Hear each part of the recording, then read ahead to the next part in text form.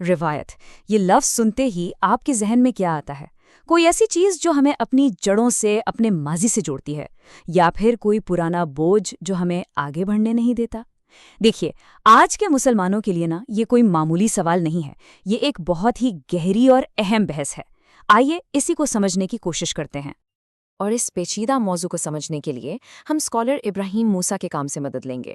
وہ بہت خوبصورتی سے بتاتے ہیں کہ جدیدیت نے یعنی ماڈرنٹی نے مسلم فکر پر کیا اثر ڈالا ہے۔ ان کی تحقیق اس پوری بحث کو سمجھنے میں ہماری رہنمائی کرے گی۔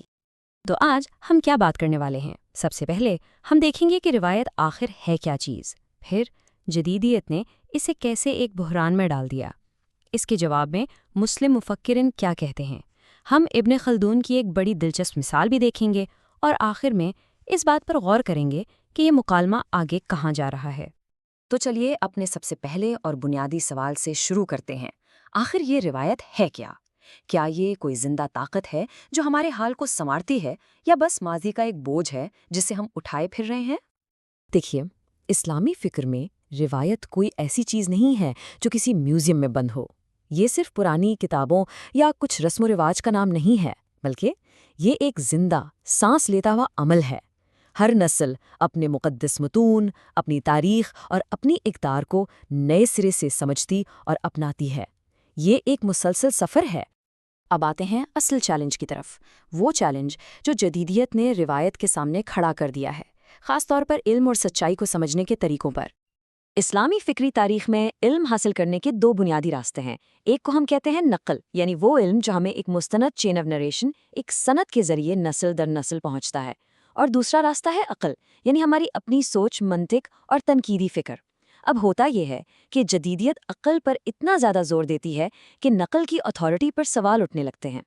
اور یہیں سے جدیدیت کا وہ بڑا سوال پیدا ہوتا ہے، کیا ہمیں روایت کو صرف اس لیے مان لینا چاہیے کہ وہ معتبر ذرائع سے ہم تک پہنچی ہے، یا اسے عقل اور منطق کی کسوٹی پر بھی پرکھا جانا چاہیے؟ نقل اور عقل کے بیچ کی یہی کشمکش آج کی پوری بحث کا مرکز ہے۔ لیکن ایسا نہیں ہے کہ مسلم دانشور اس چیلنج کو دیکھ کر خاموش بیٹھیں، بالکل نہیں۔ وہ اس کا بھرپور جواب دے رہے ہیں اور روایت کی نئی نئی تشریحات سامنے لا رہے ہیں۔ جیسے اسکالر عزیز الازما کی یہ بات سنیے۔ وہ کہتے ہیں کہ روایت ایک طرح سے ہماری اوریجن سٹوری ہے، وہ مثبت کہانی جو ہم اپنے بارے میں، اپنی پہچان کے بارے میں سناتے ہیں۔ اس کا مطلب یہ ہے کہ روایت کو صرف آنکھیں بند کر کے قبول نہیں کرنا، بلکہ اسے سمجھنا ہے، اس کا تجزیہ کرنا ہے کہ یہ کہانی ہمارے لیے کیا معنی رکھتی ہے۔ تو اس کا حل کیا ہے؟ سچ پوچھیں تو اس کا کوئی ایک سیدھا سادھا جواب نہیں ہے۔ مسلم مفکرین کے درمیان ایک زبردست اور جاندار بحث چل رہی ہے۔ کچھ کا خیال ہے کہ روایت کو اس کے اندر سے ہی فریش تھنکنگ کی ضرورت ہے۔ کچھ کہتے ہیں کہ اس کے ثقافتی اور مذہبی حصوں کو الگ الگ کر کے دیکھنا چاہیے، اور زیادہ تر لوگ ہمارے وراثے اور آج کی ضرورتوں کے درمیان ایک توازن قائم کرنے کی کوشش کر رہے ہیں۔ چلیں اب ان نظریاتی باتوں سے تھوڑا ہٹ کر ایک ٹھوس تاریخی مثال دیکھتے ہیں۔ اس سے آپ کو یہ پوری کشمکش بہت آسانی سے سمجھ آ جائے گی، اور آپ کو حیرانی ہوگی کہ یہ بحث کوئی آج کی نہیں ہے۔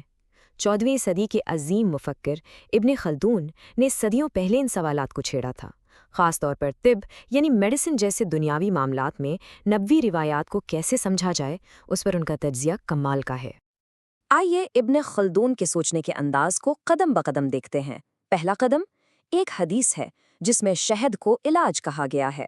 دوسرا قدم ایک واقعہ پیش آیا جس میں پیغمبر اسلام نے پیٹ کی بیماری میں مبتلا ایک شخص کو شہد استعمال کرنے کو کہا اور وہ ٹھیک ہو گیا۔ اب آتا ہے ابن خلدون کا بریلینٹ انالیسس۔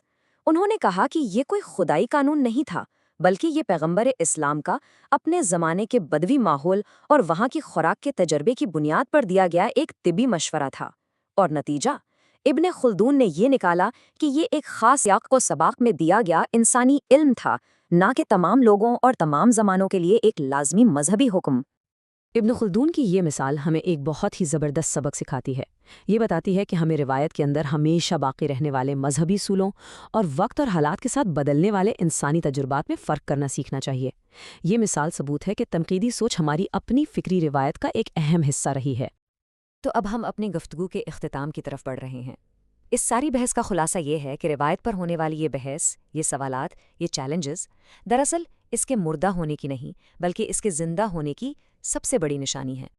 جیسا کہ ابراہیم موسیٰ کہتے ہیں، روایت کوئی بے جان یادگار نہیں ہے، یہ ایک زندہ سانس لیتا ہوا مکالمہ ہے، یہ تشریح، تبدیلی اور بحث کا ایک کبھی نہ ختم ہونے والا عمل ہے۔